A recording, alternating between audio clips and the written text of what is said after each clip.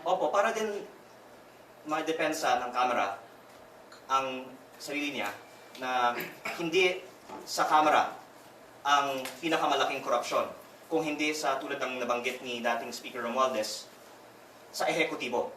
Dahil hindi naman ang Kongreso ang gumagawa ng flood control projects ayon sa kanyang video message.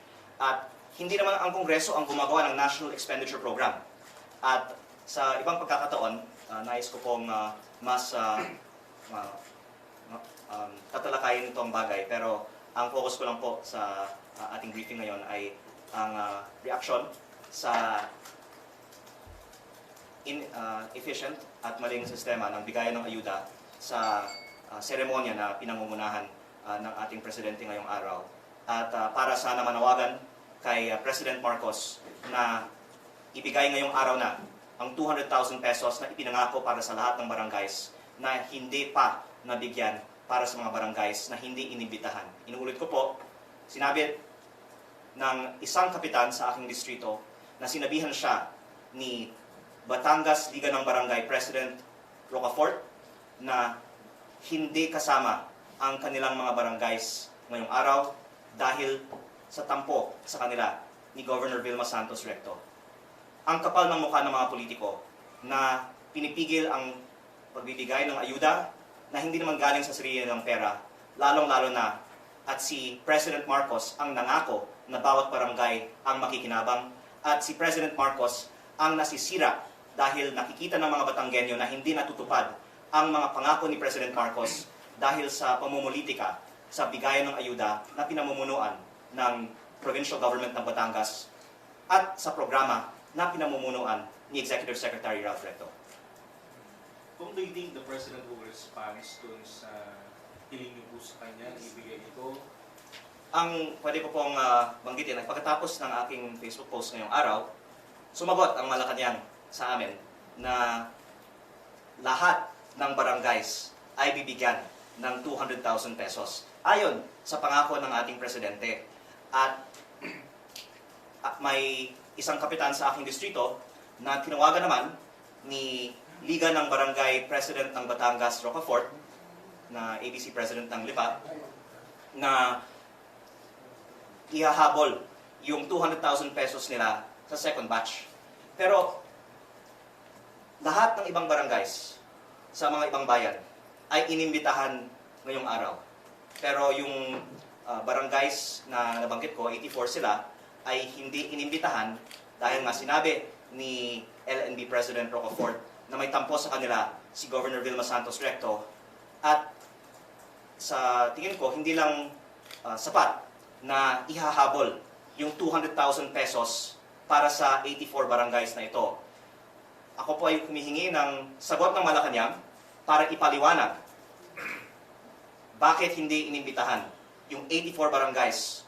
Kung hindi ba ako humarap sa inyo ngayon at mag-post sa Facebook tungkol dito, hindi na ibibigay yung tulong para sa 84 barangays na ito dahil sa tampo ni Governor Vilma Santos Recto.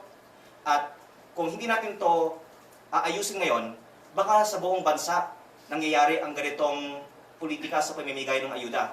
Kaya ko to inilalabas ngayon para sa lahat ng ibang mga barangay sa ating bansa, makakaasa ang ating mga barangays na hindi makukulayan ng politika ang pamimigay ng ayuda. Kung may iba pang hindi nabigyan ng ayuda ayon sa pangako ng ating presidente, mabuti na mag-post din sila.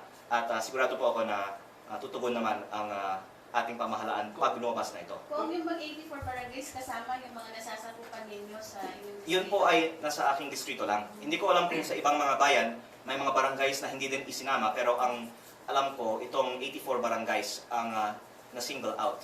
Bakit daw po nagtampo si Specific reason. Dahil ang ilang barangay captains na to ay tinatawag ni Governor Vilma ilang beses sa kanyang opisina at dahil siguro mahal ang gasolina ngayon, hindi na sila sumusulpot. Kaya ang tampo ay talagang napakababaw na bagay na kung hindi ka magmano, kung hindi ka magsisipsip sa mga politiko sa lokal na pamahalaan na hindi naman nagagaling sa kanila ang ayuda, ay hindi sila kasama sa bigayan ng ayuda ng presidente. Una, hindi naman ito sarili ng pera. Ito ay buwis ng bayan. Pangalawa, ito ay programa ng national na pamahalaan. Pero nagkataon, ang asawa ng Governor ng Batangas, si Executive Secretary Ralph Recto, ay namumuno sa programang ito, kaya siguro may hawak din sila sa listahan ng mga iniimbitahan sa bigayan ng ayuda ni President Marcos. Kaya ko po ito nilalabas ngayon. At the very least, siguro naman, hindi na mauulit ang diskriminasyon sa bigayan ng ayuda. Kung ano lang ulit po dun sa naniniwala ba kayo na walang kinalaman si former Speaker Martin Romualdez dun sa flood control projects? Scandal? Actually, inaabangan ko yung affidavit ni former Speaker Romualdez. May kopya na ba kayo? Dahil inanunsyo ni former Speaker Romualdez na isa sa publikan niyo ang affidavit na isinumite niya sa ICI. At ako po ay nagpapasalamat sa hakbang na ito. Sana lahat ng mga affidavits na isinumite sa ICI, kasama na ang mga transcripts ng kanilang mga hearings doon, ay isa sa publiko din. At mabuti at inanunsyo niya na isa sa publiko ito. Hindi tayo siguro informed na makakasagot hanggat maisa publiko ang mga affidavits na ito. Pero naniniwala kayo na hindi siya sangkot sa flood control? Hindi pa lumabas yung affidavit at hindi din nakasama sa mga Blue Ribbon Committee hearings na publicly available at hindi din isinapubliko ang mga ICI hearings. Kaya hindi tayo sufficiently informed para maghusga tungkol dito.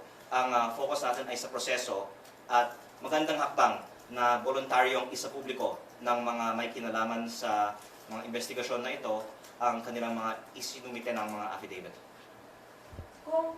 Could we get your comment lang po on the lawyers of the former House Speaker Romualdez na po writing to the Office of the Ombudsman seeking na mag-inhibit na po yung Ombudsman sa pag-investigate ng involvement niya sa flood control issue? Hindi ko po nakita yung sulat na yan kaya hindi po ako makasagot.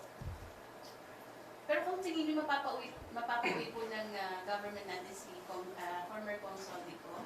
Pinapanood ko lang din yung mga updates sa inyong mga news outlets kaya wala po akong first-hand knowledge tungkol dito. Pero kahit naman nasa abroad siya, alam niyo may sumbong sa Pangulo website na anonymous nga yung mga nagbibigay ng impormasyon. Kaya hindi ko alam bakit ang video message ay hindi sapat para sa kaalaman ng publiko. Kaya kahit nasa Czech Republic siya, sana maglabas na ng karagdagang impormasyon para sa kaalaman ng publiko. Mga video series ulit. ganun ba? Opo. Hindi po tama ang sagot na walang halaga ang mga inilalabas na sa labas ng Pilipinas o sa forma